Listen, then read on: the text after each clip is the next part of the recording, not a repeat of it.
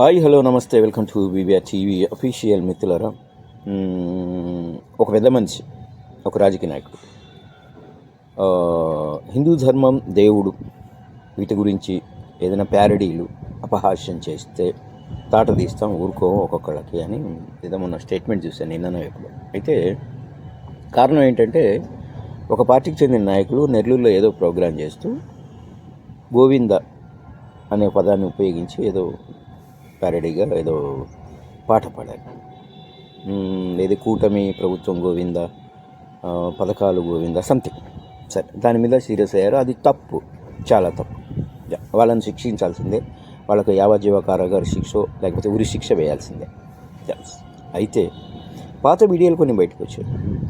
తెలుగుదేశం వాళ్ళు ఒకప్పుడు, ఎప్పుడో నాకు తెలియదు టైము, వైసీపీ గోవింద, ఇంకొకళ్ళు గోవింద అని అన్నారు. వాళ్ళని కూడా ఉరి తీయాలి కదా, వాళ్ళని కూడా శిక్షించాలి కదా, వాళ్ళ తోలు కూడా తీయాలి కదా. ఆ దమ్ము ఉందా నీకు? లేదు. అలాగే బీజేపీ వాళ్ళండి, ఆ వీడియో కూడా చూశాను నేను. టీఆర్ఎస్ గోవింద, బీఆర్ఎస్ గోవింద, కేసీఆర్ గోవింద, కేటీఆర్ గోవింద అన్నారు. వాళ్ళు కూడా గోవిందాన్ని యూజ్ చేశారు. మరి వాళ్ళ తాట తీసే దమ్ము, వాళ్ళని శిక్షించే దమ్ము ఇప్పుడు అంటున్న ఈ నాయకుడికి ఉందా? అందరికీ ఒకే న్యాయం ఉండాలి కదా.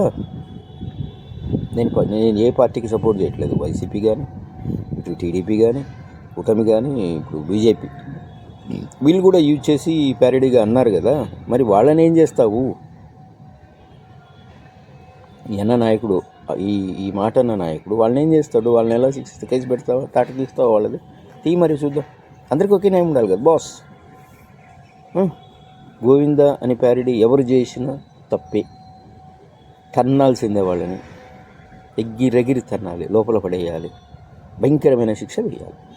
ఇది నేను కోరుకుంటున్నాను. మీరేమంటారు మిత్రులారా? కామెంట్ చేయండి.